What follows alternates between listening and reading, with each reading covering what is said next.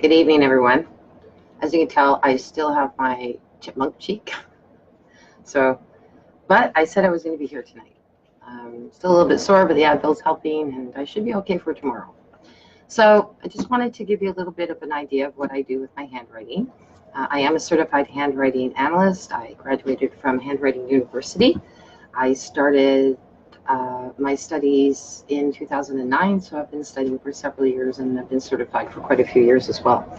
Having said that, I was telling you and a couple of other times that I mentioned it, my interest in handwriting analysis started with my mom and her two, books. And you can see she gifted them to me because I read these, and these are the ones that actually inspired me to do handwriting analysis even prior to going into the Handwriting University. So I've learned a lot more since then, but it was interesting to find out. I think I mentioned as well that I actually hired my nannies through their handwriting, and there is something that's very important to me is a slant. Like you can have the slant that is like incredibly one way, this way, backwards. If you have them all going different ways, and you're looking more like a probably Sybil. But anyway, it's basically their emotions are not stable.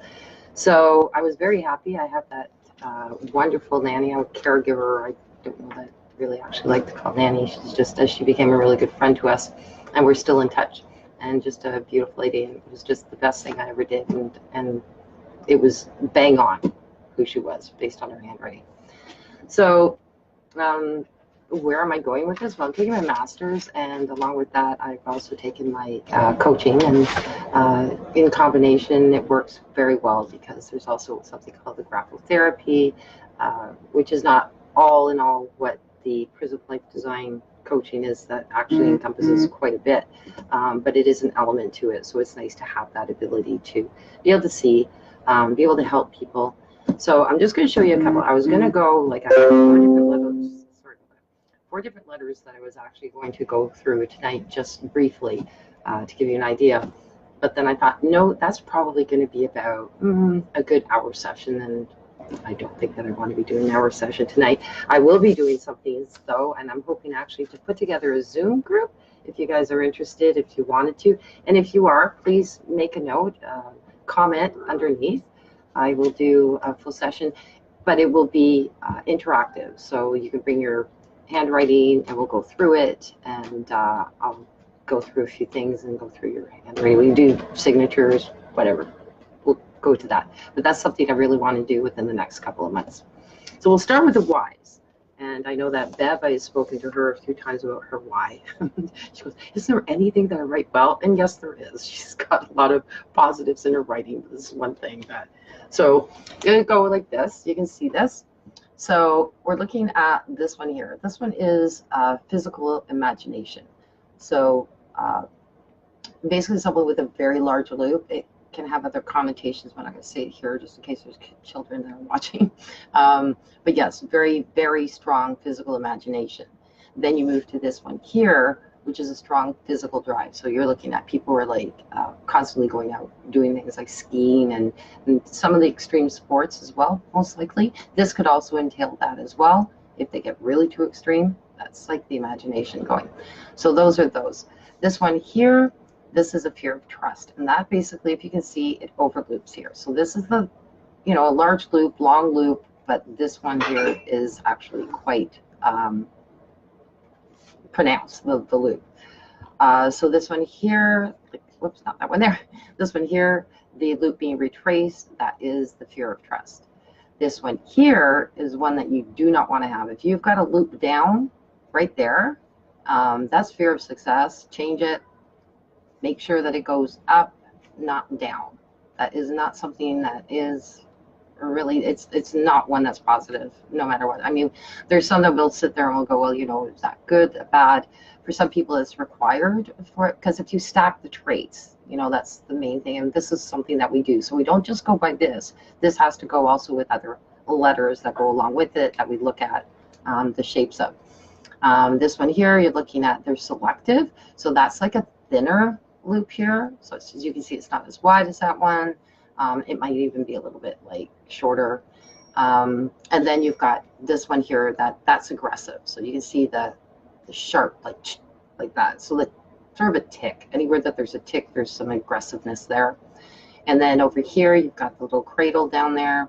That is actually physical frustration. So those are things that we've learned.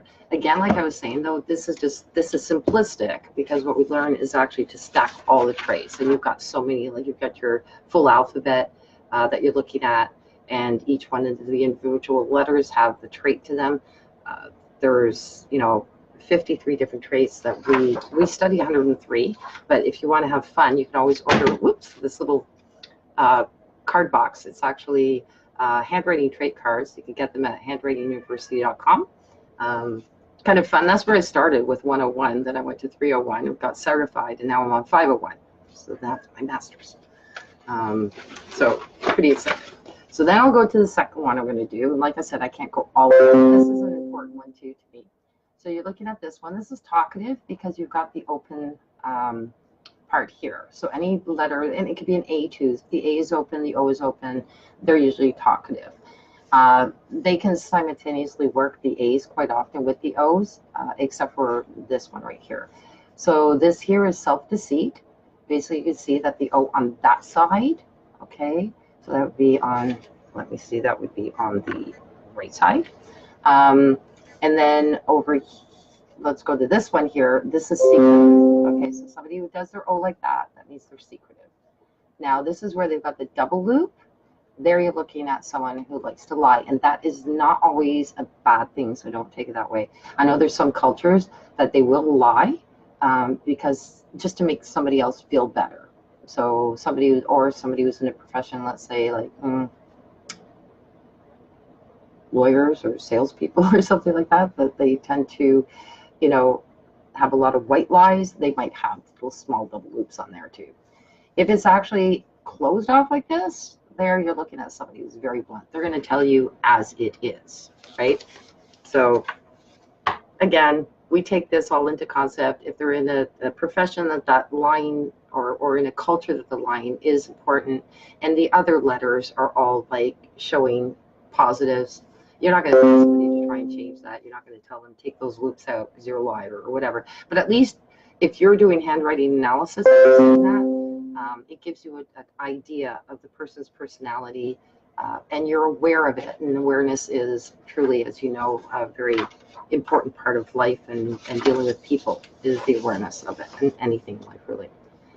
The final thing I'm going to talk about are the T-bars. And the T-bars are a very important part too. There are a whole bunch of people blinking me today, and I'm so sorry. I don't know how to turn off the notifications in one shot like that. So I'm not there.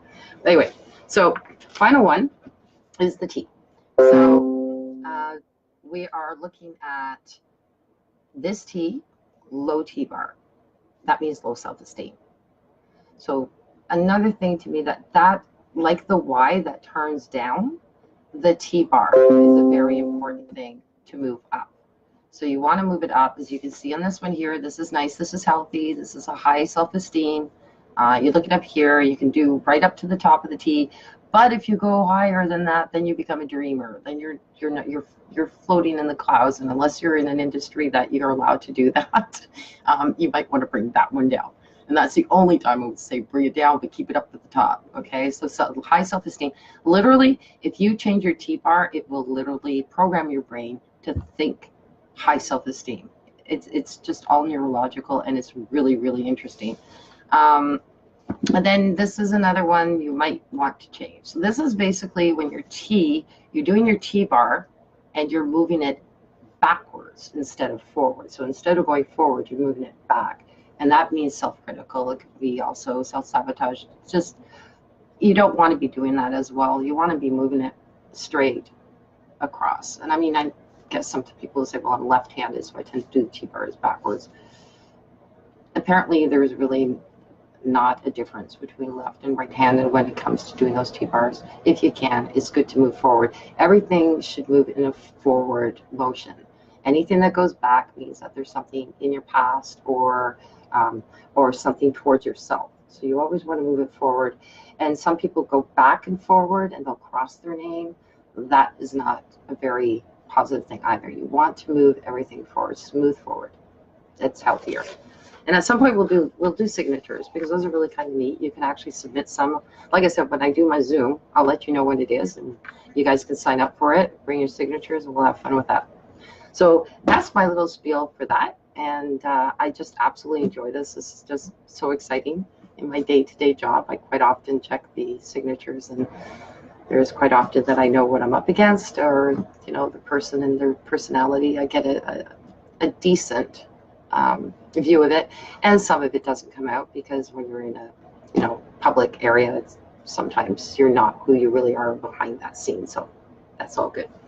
So there you go. If you have any questions, let me know. You can actually visit my website, which is still in the works, but there is information there at www.handwritingspeaksvolumes.com, and I will actually place that on a link. I'm probably going to upload this to YouTube and then put it back on my site. It will be up on my handwriting site as well. I'm also on Facebook under handwritingspeaksvolumes.com as well. So join me there. And thank you for watching, and I will see you on my next video. Maybe I'll do another one of these with the T-bars in total, because those are really, literally a full session. Okay, good night, and have a wonderful one. Have a great Wednesday tomorrow. Bye.